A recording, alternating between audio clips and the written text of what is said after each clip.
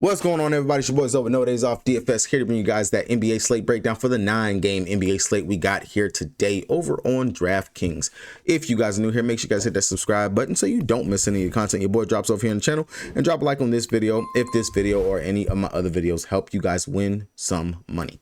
Now, looking at it, my night last night was not a good night, and straight up you can see it, the snowflake, the zero, just the late DNP after 7 o'clock when the slate locks. First game, Kristaps Porzingis. How there wasn't any reports that KP was not out on the court for warm-ups or anything. I did not see anything telling me that Kristaps Porzingis was not going to play. And I had him for about 38, 40 fantasy points, which he could have got there. The game stayed close.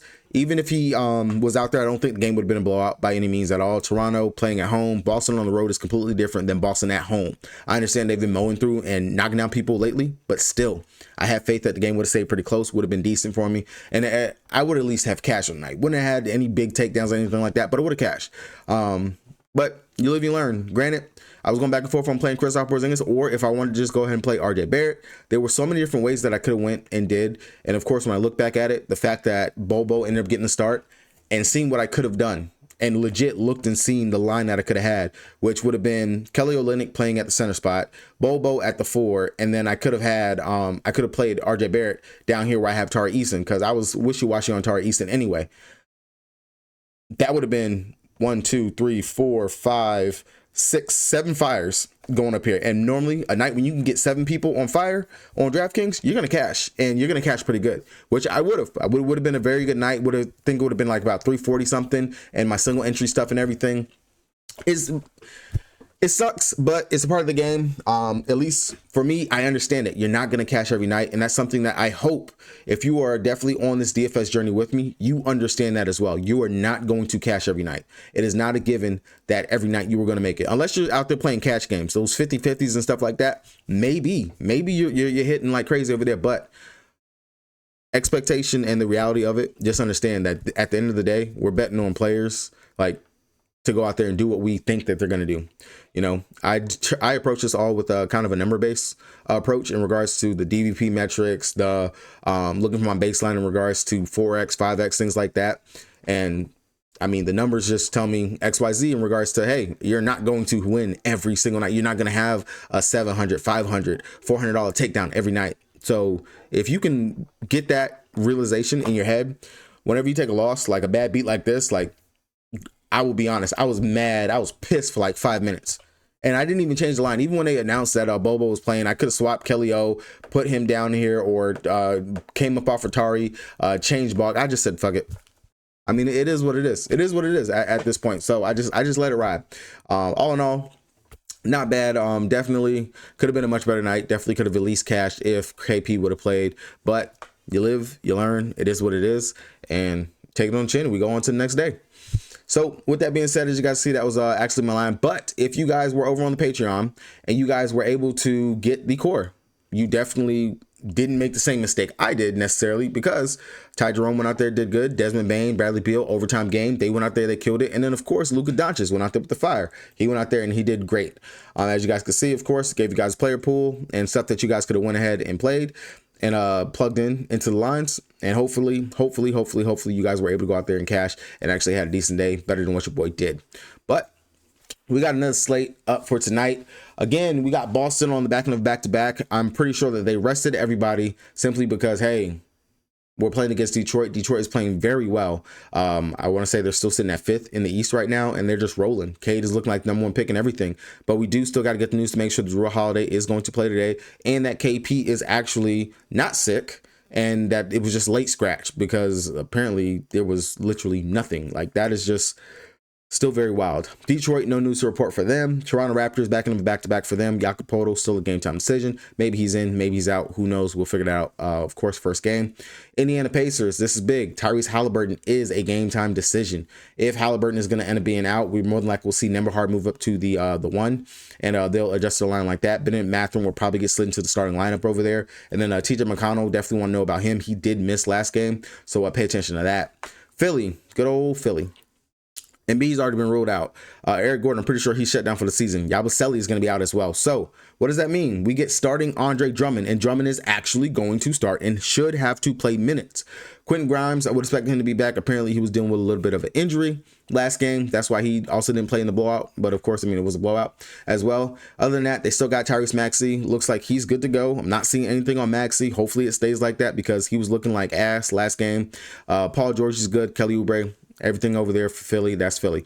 New York Knicks side, Karl-Anthony Towns looked like he got seriously hurt last game. If Towns is going to be out, Mitchell Robinson's already been announced that he is out, then we will more than likely get Precious Achiuwa back at that 5. And it should be Jericho Sims. I believe he's still on the team as well, having to split those duties over there. Or I don't think that they would necessarily run small unless Philly was to run small, because we have seen Paul George play the 5 a little bit. Maybe we could see an OG Anunoby at the 5 if they put Paul at the 5 as well, try to go do a small ball thing. And then that would be a bump for like Miles McBride and Cameron Payne and Shamet off the bench. Portland taking on Washington. This to me is honestly going to be one of the games of the night, and that's just for one player, Denny Avdia. He is the cover photo picture for a reason for today. Love this spot for Portland. They're playing some really great ball. Washington, they're decent. They can definitely be able to keep the game close. Only a 6-point spread with a 230 total. Love it. Definitely should be a really good game environment in this. Over here for Portland, Ayton is going to be out. Time Lord is going to be out, so we're going to get Donovan Clingan out there going up against one of the best matchups that we do love at the center spot, and he should at least play 30 plus minutes, as long as the game does not blow out. But Clingan and Denny Avdia, you could already tell those are very high on my radar today for plays that I really do like on the slate. Atlanta taking on Miami. Trae Young game time decision, but fully expect for him to play. Over on Miami side, Bam Adebayo. He has popped up on the injury report. If Bam is out, that's going to be interesting because they can go several ways, because you already got Jovic out, who would normally get to slid into the starting lineup and things like that. We might see Highsmith get slid into the starting lineup, or hopefully Kyle Anderson, which is a really great fantasy point per minute player if he was to be slid into the starting lineup. But again, he probably will have to play a decent number of minutes, whether or not if Bam is out. Of course, I'll save more of that for when we actually get to the breakdown of the teams. Then we got my Thunder taking on Brooklyn. Honestly, the last time my Thunder was a 17-point spread, it was not a 17-point spread, and the game ended up being close. But this is the Brooklyn Shitters, who honestly, this is the G League that they're playing. If the Thunder don't bounce back and throttle this team like they should, then it's going to be a serious problem to me if they don't. No news really for OKC. On the net side, Cam Johnson game time decision. If Cam's out, this spread probably moves up to like 20. Wouldn't be surprised. Definitely would take the Thunder for a double-digit spread if you are betting spread totals and stuff like that on today. Clippers taking on the Chicago Bulls. Norman Powell, only person that's out. Kawhi Leonard expect to be back. Missed some time due to a foot. Hopefully, it's not going to put him on a minute limit or anything like that. Bogdanovich looks like he's going to be starting at the small forward spot. Ben Simmons off the injury report, was held out last time because it was a back-to-back. Chicago Bulls side of things. Ayo Dosunmu, if he's going to be out, then that's going to be a bump for everyone else on the wings side and rotation over here, because Kevin Huerter, who of course was in and out, back and forth for the line, I'm not too sure if he would actually start. I would imagine it would still be Kobe White, because they were running a really good 3-man rotation. Now, granted, Huerter can play the 3. Don't mind it, but they were running Giddey, Lonzo, and Kobe out there, or just depending on if it was going to be Giddey, White, and Ayo, just depending on what they have available. Definitely hope we do get the information for this game right here, because that is going to be big. Vooch is already doubtful to play, so we're going to get starting Zach Collins again, but kind of really don't like Collins in this matchup going up against Big Zoo, because Zoo should be able to have his way in this matchup. This should be chopped curry chicken everything over here for Zubac versus the Bulls. On the I think this game is actually on the slate, right? Yeah, 1 2 3 4 5. Yeah. All right. Sacramento Kings taking on Utah. Keon Ellis, I'm pretty sure he's going to be doubtful for this game, but everyone else is pretty good over here. Utah Jazz, we already got word that Lauri Larkin is going to be out. Sexton is out. John Collins is out. Walker Kessler is a game time decision. Even if Walker is back or not, I'll be more focusing on the guards right here. Clarkson, he's off the injury report, so he will be back and playing here in this matchup. Hopefully fast pace, decent total, 236. So could be a pretty good game. Just all depends on what Utah Jazz do. They play pretty well at home, so hopefully that'll be decent. And then last but not least, San Antonio Spurs and the Houston Rockets, both of them on the back end of a back-to-back right here. Bassey is going to be out once again, so we will get starting Bismack Biyombo, who did play decent minutes last night. And then on the Houston Rockets side of things, Freddie V has already been announced that he's going to be out for the next 2 games. So last night and tonight, I would expect him to be back later on in the week. So hopefully we'll actually get to see that. Houston, of course, back end of a back-to-back for them. And I really don't like Houston on back-to-backs. I'm just going to be very honest. But 9.5 point spread in favor of them, 228 total. Not bad at all. I definitely can mess with some stuff over here. Amen Thompson, Jalen Green, Dylan Brooks, Jabari Smith Jr., Shane Goat. Just got to get confirmation that Jabari is going to start. He did play off the bench last night, but that'll be interesting to see and note right there. Head on over to DraftKings, decided to play the most on the site. If you guys don't got an account, you want one, make sure you guys check the link down in the description box below so you guys get that deposit match bonus and join your boy over here on the King. Now, before I even start with the breakdown and everything right here on it, question for you guys when it comes down to it. Do you guys like the game-by-game breakdown, or would you rather me just go studs, mid-tier, and value? Definitely something that I always ask it during the WNBA season as well whenever I do these things, so I can make sure I'm giving you guys what you want and what you want to hear. I know a couple of suggestions I did get was to do the little tabs down at the bottom so you guys can skip through me talking about bullshit. So hopefully that is helping you guys and you guys do actually enjoy that. All right there. But definitely open for recommendations down in the comment section. Let your boy know what you want to see, what you won't. All right, Portland taking on Washington over here on this side. Portland, you guys already know. I already said it going through the injury report. I love the spot for Portland. Portland's playing some really great ball. You got some really great players over here. And with players being out, this should be, honestly, to me, a no-brainer in regards to just the upside that we should see, especially if Washington can keep it close. Anthony Simons, he's playing pretty great, 6,700. The price doesn't really seem to be adjusting on him no matter what's going on out here. 44 last game versus Utah. Another great spot for him to be able to go out there and just cook long as his shot is falling. But I will say the golden boy to me is Denny Avdia, facing his former team that drafted him.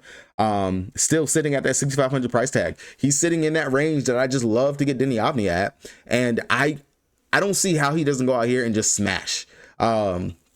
Unless somehow, some way, it's just the jitters. He just doesn't do it right. This is going to be the first time he's playing his team, and he's playing them in Washington.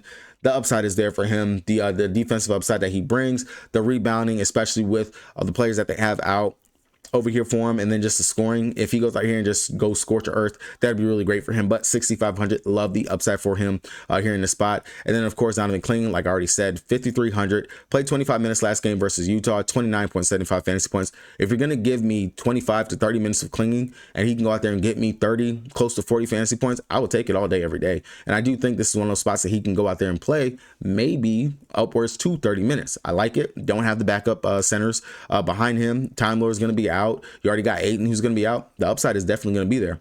Another play I wouldn't mind getting to would be Kamara, of course. He plays pretty well. Definitely, as long as the shot is falling, he's definitely giving us some pretty decent fantasy point outings. But the shot has to fall. This is a good spot, of course. It is Washington.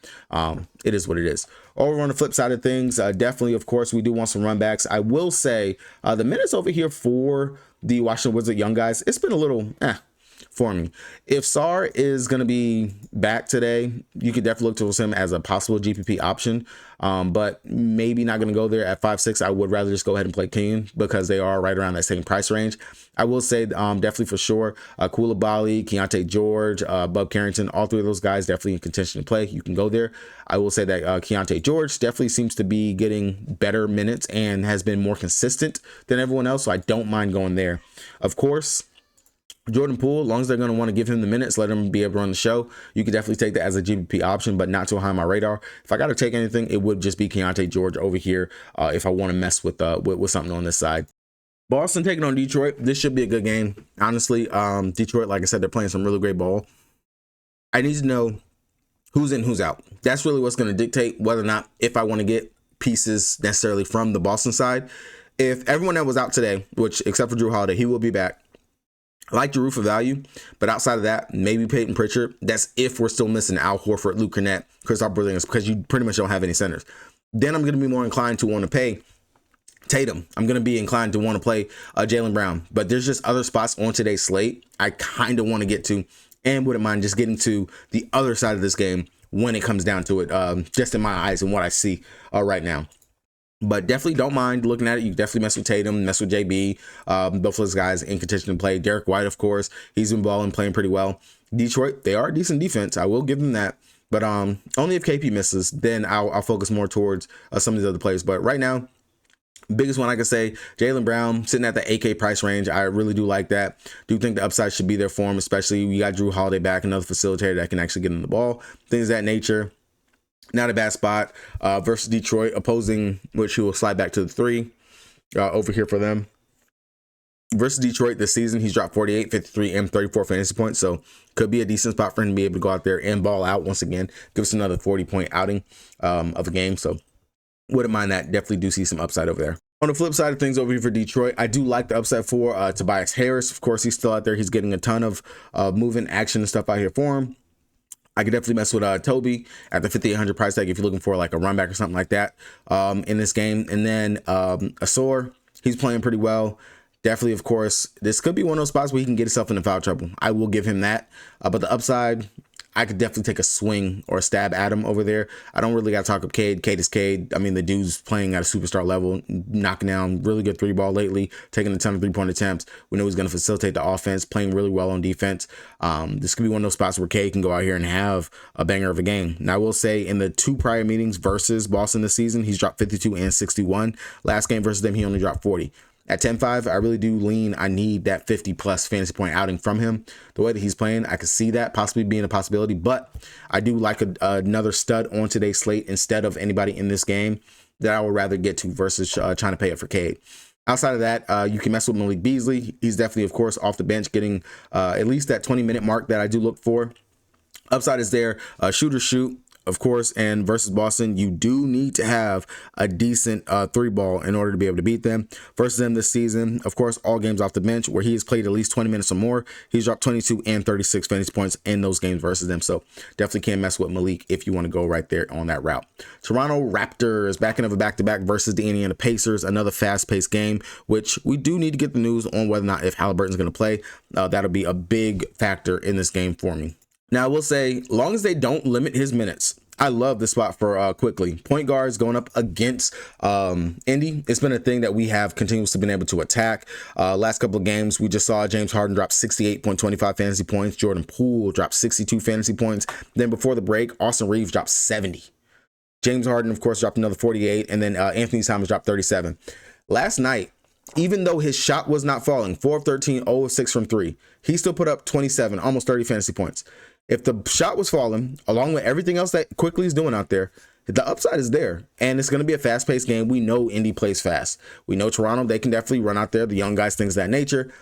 He's going to be playing that 30-plus minutes mark. I like that. The upside is definitely going to be there for him. I like him as a possible play that you can get to on today's slate. Outside of that, of course, we could definitely mess with Scotty. Scotty going up against his homie and Pascal Siakam. And the one game that he did play versus them earlier this season, he did drop 58 fantasy points, 8-6. You can mess with that, but he really hasn't given us too much over his last couple of games. Definitely would be something I would consider. Not a staple that you have to get to. And then, of course, RJ Barrett is RJ Barrett. You can go there.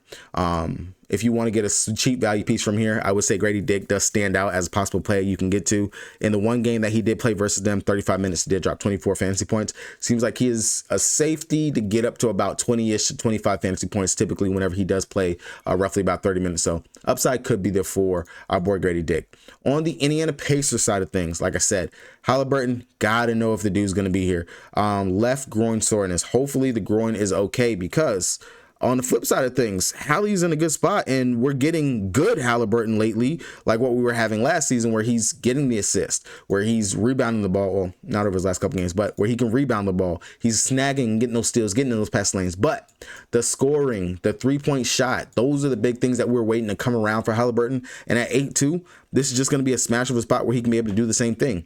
Derek White last night, 45 fantasy points. Devin Booker before that, 55. Tyler Hero, 44. Darius Garland, 35. What did I just say about all those players right there? All of those playmakers on all their teams. On top of that, they're good 3-point shooters as well. Halliburton, the 3 balls coming around, long as he's not limited or hampered with that groin injury, and it's just a precaution for the Q tag or whatever, I like him here at 8,200. This is a smash of a spot for him to be able to go out there and produce. Now, outside of that, of course, we can look to Miles Turner, who's been having a really great season and stuff as well. Last game versus Denver Nuggets, 39 minutes. He dropped 36 fantasy points. Before that, another 36 versus the Clippers versus Memphis, 51.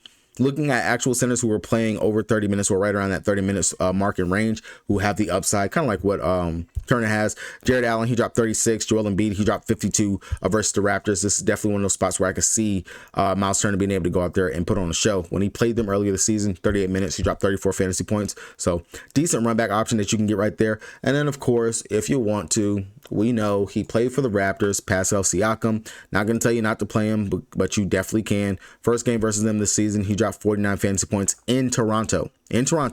Second game in Toronto, he only dropped 28. So definitely this could be a little bit of a get back. Opposing power forwards have been crushing versus the Toronto Raptors so far on the season. Jason Tatum, we just saw him drop 45. KD dropped 37. That was a back end of a back-to-back for him.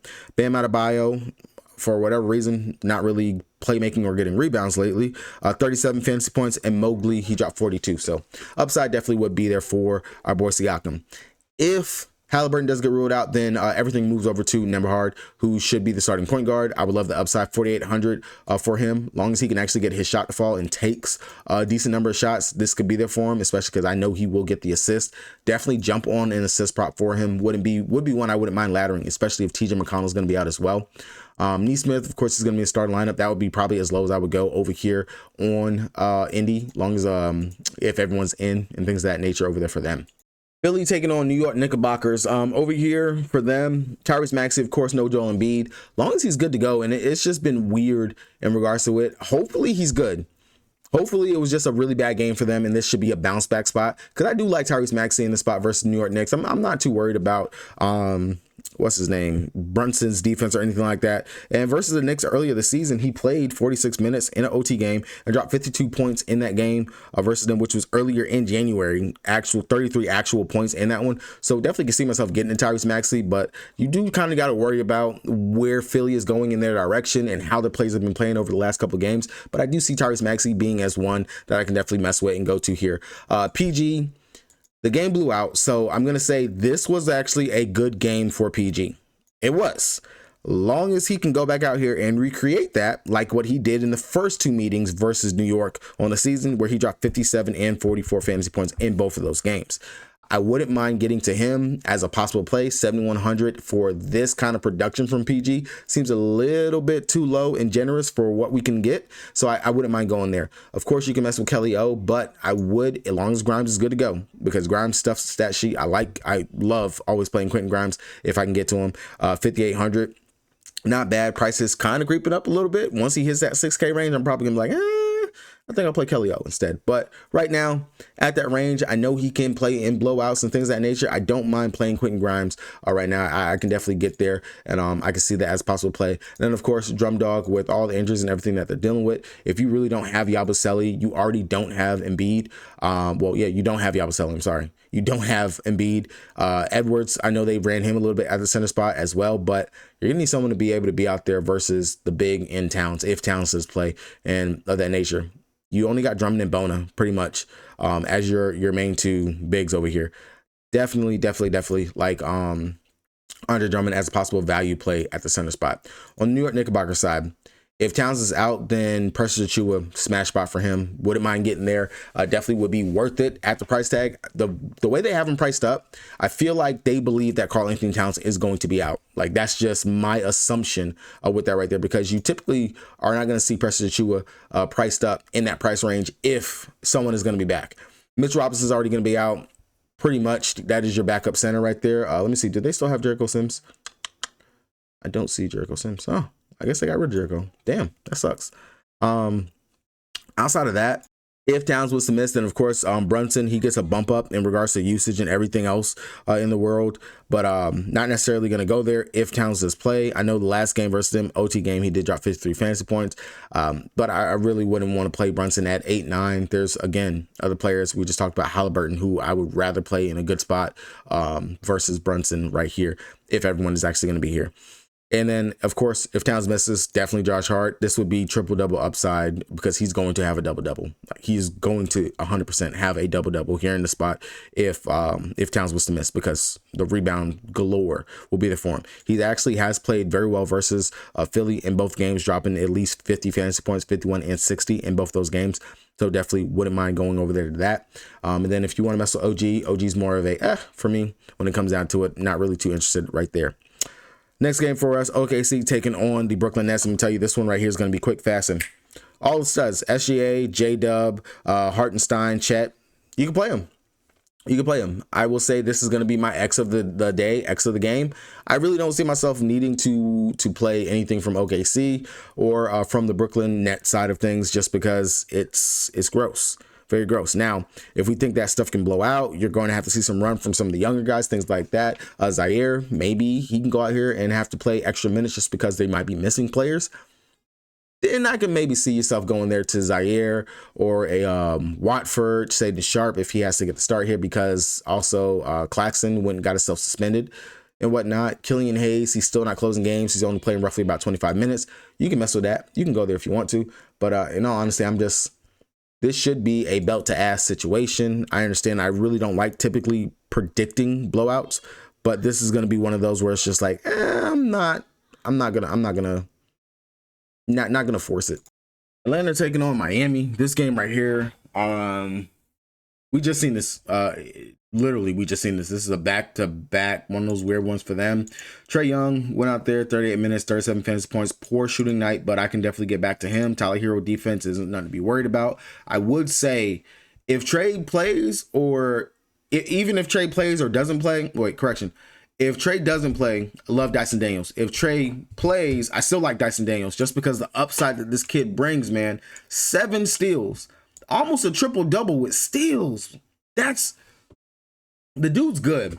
And when that scoring comes around and we get a huge, we get one of these 24 scoring outings along with the 6 rebounds, 6 or 7 assists, then it's going to be a crazy scoring night for him when he actually does that. Like Dyson Daniels here, with or without Trae, if Trae was to be out. Right now for Trae, it's his Achilles. It's been something that we've been seeing on past couple of games, something that he's been dealing with throughout the season. But I do like the upside for Dyson Daniels with or without Trae. And then if Trae doesn't play, maybe they might put I'd imagine they might put LeVert into the starting lineup.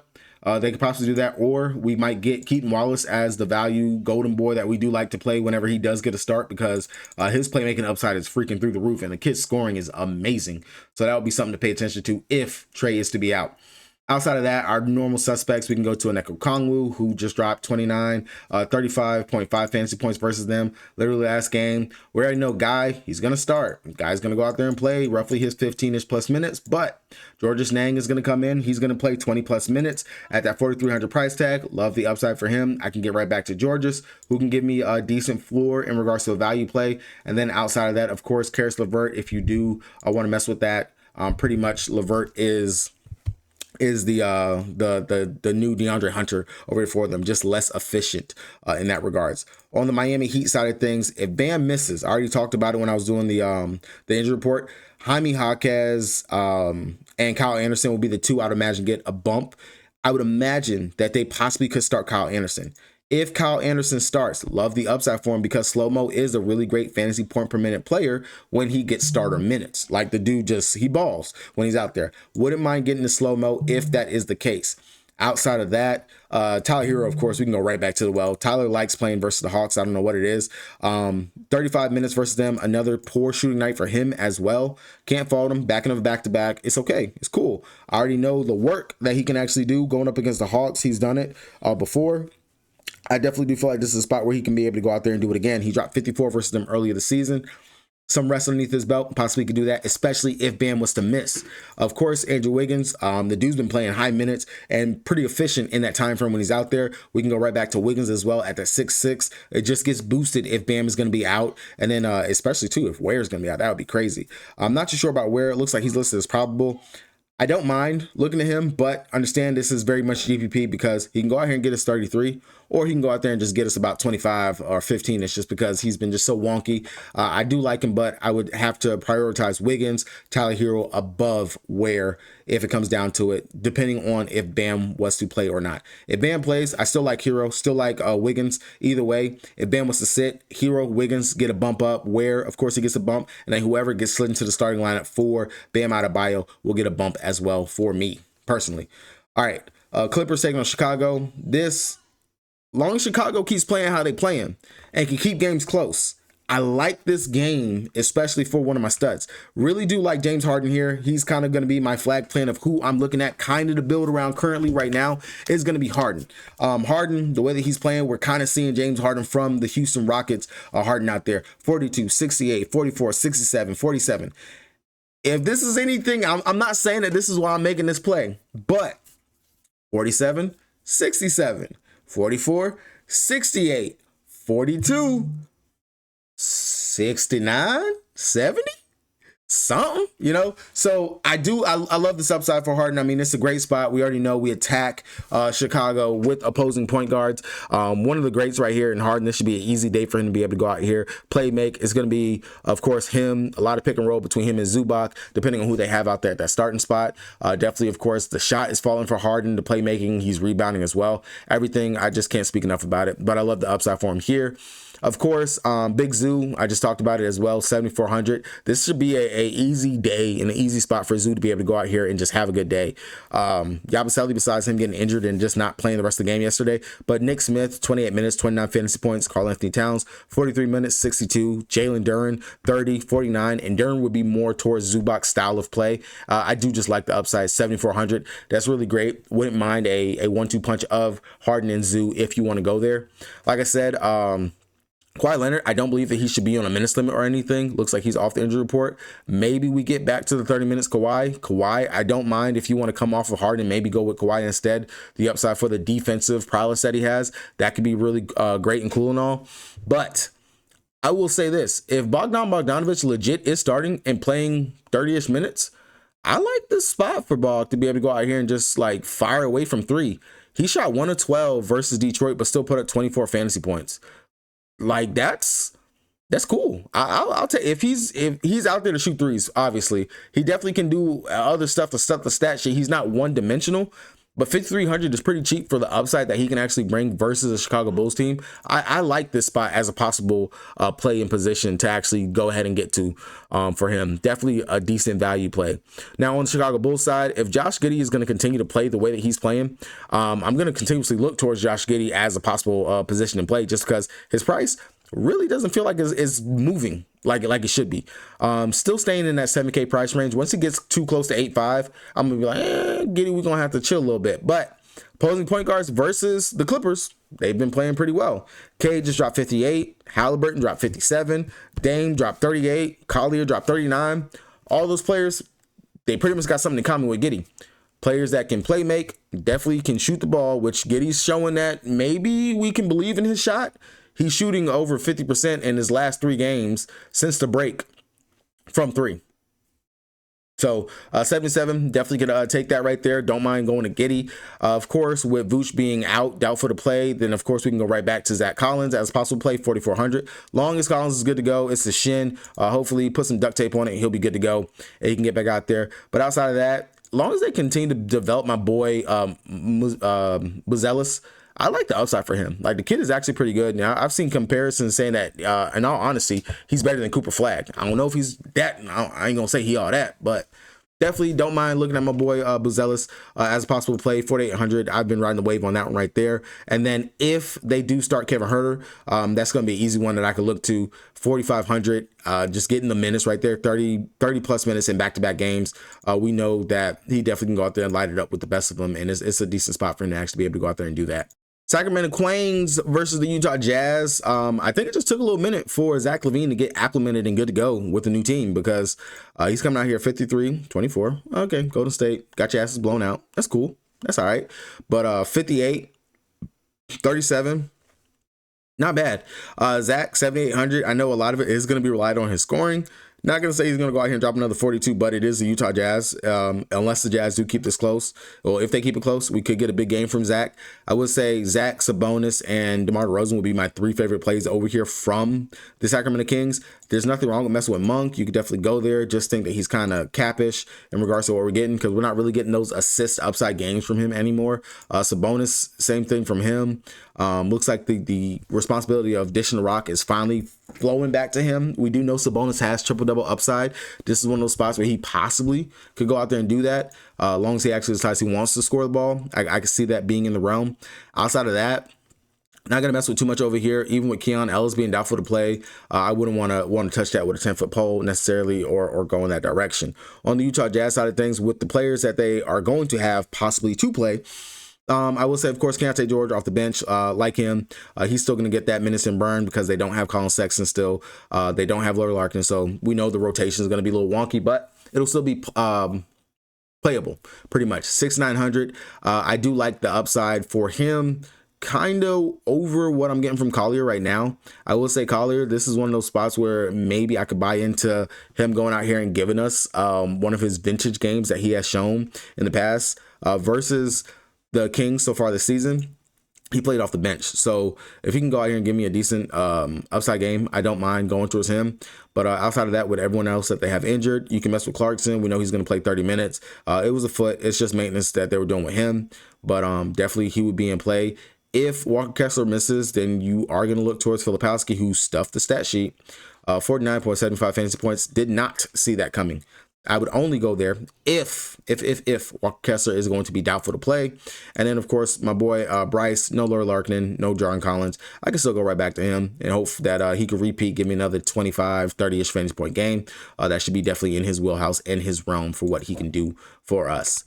Last but not least, last game of the night, the back-to-back game that we got with the San Antonio Spurs taking on the Houston Rockets. This game is kind of to me. I really don't like playing either one of these teams or players on back-to-backs. They've been very wishy-washy in regards to what they give me on back-to-backs. But from San Antonio Spurs, of course, De'Aaron Fox, Chris Paul, we look towards both those guys. I will say that the Rockets played some pretty decent defense on Dame last night. And now I know that Chris Paul isn't necessarily Dame, but I would imagine that defense will shift towards Fox. Maybe we can see Chris get a little loose here in this position spot. I could definitely mess with that. If you want to. Outside of that, I'm not going to chase the Harrison Barnes going out there and just lighting it up from 3 like he did to start the game. I'm not going to go there in that direction. Maybe I would mess with Vassell just because if the defense is going to be focused on what you guys got to deal with in Fox, we could maybe see Vassell be able to shake loose, but it's not too much that I really like over here from these guys. It would just be really the starters. I'd have to consider Biyombo just because he is starting. He is going to go out there and play the center spot. Şengün on back-to-backs is pretty much ass as well, and not something that I really like to mess with when it comes down to it. If they start Jabari, you want to go there? I can't. I really don't like Houston either. But Tari Eason should be rested, so that should be some minutes in burn that we possibly maybe go back to our boy Cam Whitmore as a potential play. Typically back-to-backs, he does normally see some decent minutes depending on who's rested when they're rested. So maybe we can go to Cam here versus the Spurs. That could be a position. But outside of that, you could definitely mess with Jalen Green. I wouldn't mind getting there. 40 fantasy points last night, back-to-back games with at least 40 fantasy points. I can go there to him. Amen Thompson. I really just don't like playing these guys on back-to-backs because Houston just lets me down whenever I try to even play them on a back-to-back. Look at the starters: Şengün, Amen, Jalen Green, and Cam Whitmore would be really what I would say is safe-ish over here.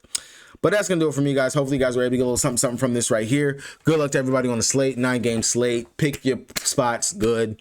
$8 to win the 100K up top. Go ahead and play a lottery ticket. Throw that in there. Make sure you guys are playing single entry contest. I'll see you guys tomorrow. Peace.